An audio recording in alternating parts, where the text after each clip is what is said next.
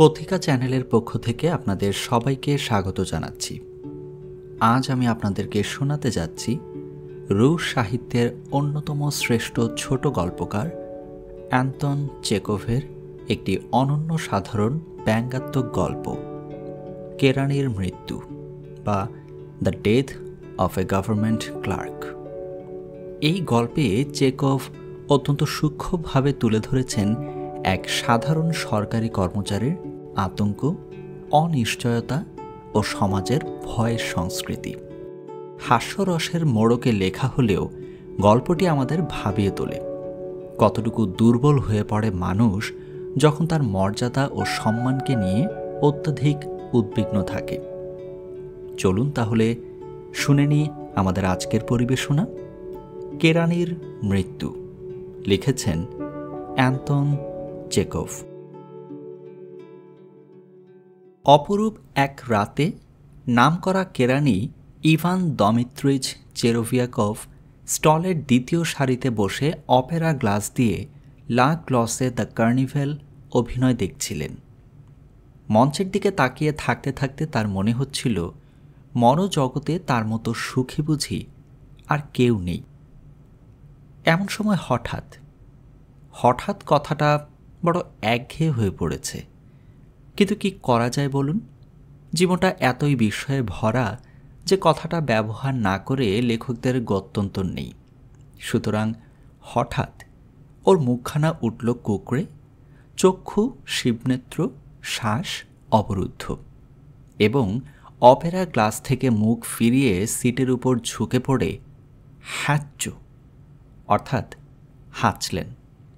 হাঁচার অধিকার অবশ্য সকলেরই আছে, এবং যেখানে খুশি কে না হাঁচে। চাষি হাঁচে, বড় দারোগা হাঁচে, এমনকি প্রিভি কাউন্সিলররাও মাঝে মাঝে হাঁচে সবাই। কাজেই চেরোভিয়াকভ একটুও অপ্রতিভ না হয়ে পকেট থেকে রুমাল বার করে নাক মুছলেন এবং সভ্য ভব্য মানুষের মতো আশেপাশে তাকিয়ে দেখলেন কারোর কোনো অসুবিধা হলো কিনা।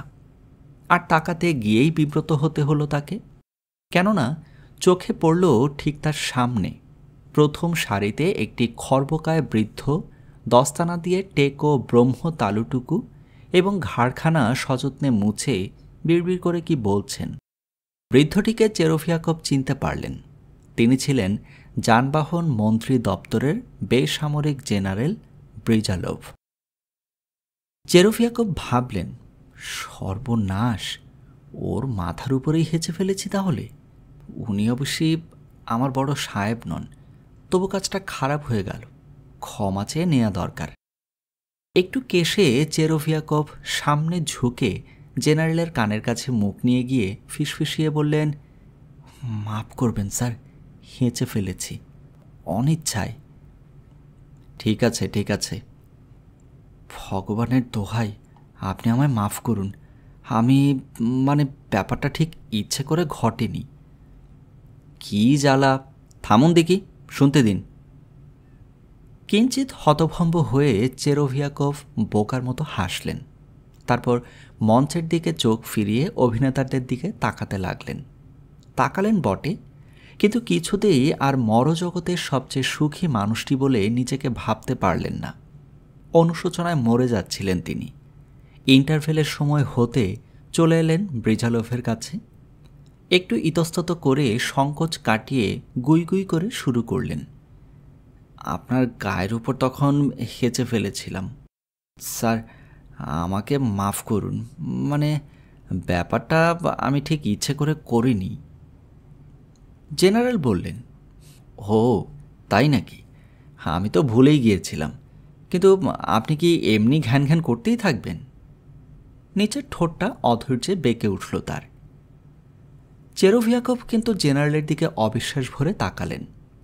তার মনে হলো উনি তো বলে দিলেন ব্যাপারটা ভুলে গিয়েছেন, কিন্তু কই, ওর চোখ মুখ দেখে তো ভালো ঠেকছে না। আসলে আমার সঙ্গে কথা কইতেই উনি নারাজ। ব্যাপারটা ওকে বুঝিয়ে বলতেই হবে যে ওটা আমি ইচ্ছে করে করিনি। এ হলো গিয়ে একটা প্রাকৃতিক নিয়ম। নইলে উনি হয়তো মনে করবেন আমি বুঝিবা ওর গায়ের উপর থুতু ফেলতেই চেয়েছিলাম। এখন সে কথা যদি বা নাও ভাবেন, পরে যে ভাববেন না তার ঠিক কি। বাড়ি ফিরে চেরোভিয়াকভ তার অশিষ্ট আচরণের কথা স্ত্রীর কাছে খুলে বললেন। মনে হলো স্ত্রী যেন বিশেষ গুরুত্ব দিলেন না। প্রথমে অবশ্য তার স্ত্রীও একটু ঘাবড়ে গিয়েছিলেন, কিন্তু যেই শুনলেন ব্রিজালভ ওদের আপিসের কর্তা নন, অমনি নিশ্চিন্ত হয়ে গেলেন। তবু পরামর্শ দিলেন, তা যাই হোক, ওর কাছে তোমার ক্ষমা চাওয়া উচিত, নইলে উনি হয়তো ভাববেন তুমি ভদ্রতাও জানো না। ঠিক বলেছ, ক্ষমা চাইতেই তো গিয়েছিলাম, কিন্তু উনি ভারী অদ্ভুত ব্যবহার করলেন। যা বললেন তার মানেই হয় না। তাছাড়া তখন আলাপ করার মতো সময়ও ছিল না। পরদিন চেরোভিয়াকভ আপিস যাবার নতুন ফ্রক কোটটি গায়ে চাপিয়ে চুলটুল ছেটে ব্রিজালভের কাছে গেলেন তার আচরণের কৈফিয়ত দাখিল করতে। জেনারেলের বসবার ঘরখানা দরখাস্তকারীদের ভিড়ে ভরে উঠেছে। জেনারেল স্বয়ং হাজির থেকে দরখাস্ত গ্রহণ করলেন। জন কয়েকের সঙ্গে সাক্ষাৎকার শেষ করে জেনারেল চেরোভিয়াকভের দিকে চোখ তুলে চাইলেন। কেরানিটি শুরু করলেন, বলছিলাম কি, স্যারের বোধহয় মনে আছে কাল রাত্রে সে যে আর্কেডিয়া থিয়েটারে আমি হেঁচে ফেলেছিলাম, হাঁচি এসে গিয়েছিল। দয়া করে ক্ষমা।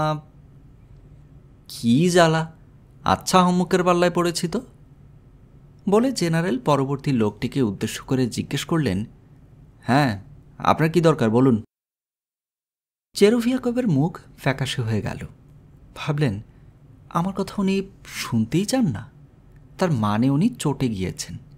কিন্তু ওকে এরকম চটিয়ে রাখা তো ঠিক হবে না, ওকে বুঝিয়ে বলা দরকার। সর্বশেষ দরখাস্তকারীর সঙ্গে কথা শেষ করে জেনারেল যখন তার খাস কামরার দিকে পা বাড়িয়েছেন, অমনি চেরোভিয়াকভ গিয়ে তার পিছু ধরলেন এবং বিড়বিড় করে বলতে লাগলেন, মাপ করবেন, আমার এমন একটা আন্তরিক অনুশোচনা হচ্ছে যে আপনাকে আবার বিরক্ত না করে পারছি না। জেনারেল এমনভাবে চেরোভিয়াকভের দিকে তাকালেন যেন বুঝি তিনি কেঁদে ফেলবেন। হাত নেড়ে চেরোভিয়াকভকে ভাগিয়ে দিয়ে বললেন, আমাকে নিয়ে তামাশা পেয়েছেন না?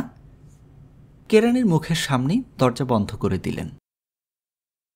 তামাশা? চেরোভিয়াকভ ভাবলেন, এর মধ্যে তামাশার কি আছে? জেনারেল হয়েও কিন্তু কথাটা বুঝতে পারছেন না। বেশ, মাপ চাইতে গিয়ে ভদ্রলোককে আমিও আর বিরক্ত করতে আসছি না, চুলোই যাক, বরং একটা চিঠি লিখে জানিয়ে দেয়া যাবে, ব্যাস এই শেষ, আর কখনো আসছি না ওর কাছে। বাড়ি যেতে যেতে চেরোভিয়াকভের চিন্তা এই ধরনের একটা খাতে বইছিল। চিঠিখানা কিন্তু তার আর লেখা হয়ে উঠল না। ভেবে ভেবে কিছুতেই ঠাওর করতে পারলেন না কথাগুলো কি করে সাজাবেন। সুতরাং ব্যাপারটা ফয়সালা করে নেবার জন্যে পরের দিন আবার তাকে যেতে হলো জেনারেলের কাছে। জেনারেল সপ্রশ্ন দৃষ্টিতে তাকাতেই চেরোভিয়াকভ শুরু করলেন, গতকাল আপনাকে একটু বিরক্ত করতে হয়েছিল, কিন্তু তার মানে আপনি যা বলতে চাইছিলেন তা নয়। রসিকতা করার কোনো মতলবই আমার ছিল না। সেদিন হেঁচে ফেলে আপনার যে অসুবিধা ঘটিয়েছিলাম, তার জন্যে মাপ চাইতে এসেছিলাম। আপনাকে নিয়ে রসিকতা করার কথা আমার মনেই হয়নি। তাই কখনো হয়? লোককে নিয়ে রসিকতা করার ইচ্ছে যদি একবার আমাদের পেয়ে বসে, তাহলে কোথায় থাকবে মান সম্মান, কোথায় থাকবে আমাদের ওপরওয়ালাদের প্রতি ভক্তি শ্রদ্ধা? রাগে বিবর্ণ হয়ে কাঁপতে কাঁপতে জেনারেল হুঙ্কার দিয়ে উঠলেন, নিকালো, আভি নিকালো। আতঙ্কে বিমূঢ় হয়ে চেরোভিয়াকভ বললেন, আগে? পা ঠুকে জেনারেল ফের চেঁচিয়ে উঠলেন, আভি নিকালো। চেরোভিয়াকভের মনে হলো বুঝি ওর শরীরের মধ্যে কি একটা যন্ত্র যেন বিকল হয়ে গেছে। কান ভোঁ ভোঁ করছে, চোখে দেখা যাচ্ছে না কিছুই। দরজা দিয়ে কোনো মতে পিছিয়ে এসে হোঁচট খেতে খেতে চেরোভিয়াকভ হাঁটতে শুরু করলেন। আচ্ছন্নের মতো বাড়ি পৌঁছে আপিসের ফ্রক কোট সমেতই সোফার উপর শুয়ে পড়ে মরে গেলেন। গল্পের সমাপ্তি এখানেই।